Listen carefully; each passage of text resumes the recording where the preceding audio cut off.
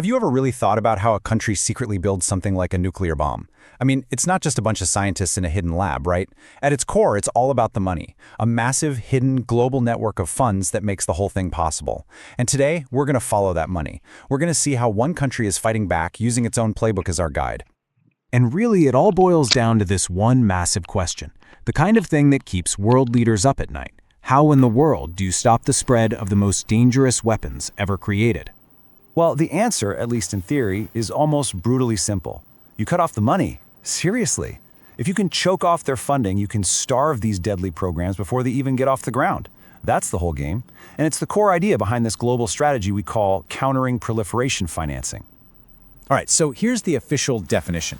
Proliferation financing, or PF for short, is basically any financial activity, any at all, that helps someone build, buy, or move nuclear, chemical, or biological weapons. The real risk here is that these proliferators will get clever and find ways to dodge the very sanctions meant to stop them. We're talking specifically about the big UN Security Council sanctions targeting places like North Korea and Iran. But, theory is one thing. To see how this all works in the real world, we're going to look at a specific country's playbook, Malaysia's official 2024 Proliferation Financing Risk Assessment. This gives us a really rare peek under the hood at how a modern, open economy tries to grapple with such a shadowy threat. So, what did they find? What's the bottom line? After a huge review covering everything from 2019 to 2023, Malaysia rated its overall national risk as medium-low. Now, that's the big headline, of course, but trust me, the really interesting story is in the details. And this is where it gets fascinating, because Malaysia's greatest economic strengths are also its biggest vulnerabilities. Its strong economy, its perfect geographic location with competitive ports, how easy and fast it is to set up a business, all of these are things that bad actors could try to exploit. It's that classic problem, right? How do you stay open for business without also being open for abuse? Okay, so the assessment then zooms in on the two primary state-sponsored threats that pretty much every country has to think about. The Democratic People's Republic of Korea, the DPRK, and Iran. And this comparison just illustrates so well how differently Malaysia views these two threats. For the DPRK, it's a high concern, but the actual activity and their presence in the country is low and it's shrinking. With Iran, it's kind of the opposite. A lower concern for now, but there's some activity, and that could actually increase as their diplomatic relationship gets better. Yeah, the relationship with North Korea didn't just fade away, it absolutely collapsed. The breaking point was that incredible assassination of Kim Jong-nam back in 2017, right there in the Kuala Lumpur airport. After that, the dominoes just fell one after another. Trade stopped, diplomatic ties were completely severed, visas were shut down. The result? A massive reduction in the North Korean footprint inside the country. Now, let's flip that and contrast it with Iran. Here, the report is clear. Malaysia's exposure is small, and this is because of very limited trade, a pretty small number of Iranian nationals and companies operating there. It's just a completely different kind of risk profile. This chart really helps put some numbers to that story. You can see that trade with Iran has been ticking up, reaching 3.7 billion ringgit in 2022. But, and this is so important, you have to put that into perspective.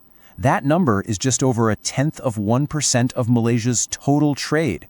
So we're talking about a very small slice of a very large economic pie. But, and this is a big but, even a small exposure can carry a very real risk. And here's the proof. In late 2023, the US Treasury actually sanctioned some groups based in Malaysia for helping Iran's drone program. It's a huge reminder that even if your overall risk assessment is low, these incredibly specific and dangerous threats can still pop up. So, when you're faced with these kinds of threats, what do you do? Well, this brings us to Malaysia's defensive strategy. All the control measures they've put in place to try and protect their financial system. They've built what they call a layered defense. Think of it like a medieval castle. First, you need strong laws on the books. That's your castle wall. Second, you need national cooperation. Getting all the different government agencies to talk and share intelligence, those are the guards on the wall. The third layer is this critical partnership with the private sector, working with the banks who are on the front line seeing suspicious transactions.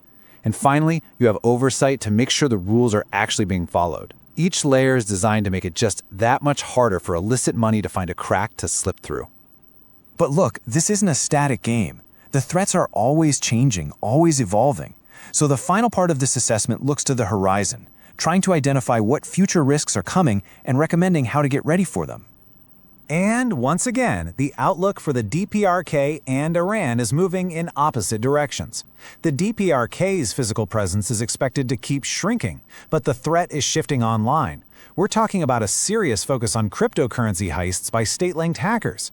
For Iran, the physical and economic presence is actually expected to grow, which raises all the classic concerns about front companies being used to get around sanctions. So how do you fight against that? Well, the recommendations are pretty targeted and smart. They want to look way more closely at people with dual citizenship, because they can be harder to track. They plan to use data on the ultimate beneficial owner, that's the real person behind a company, to unmask shell companies. And of course, it all comes down to more training and targeted enforcement to try and stay one step ahead. Which really just leaves us with this final thought.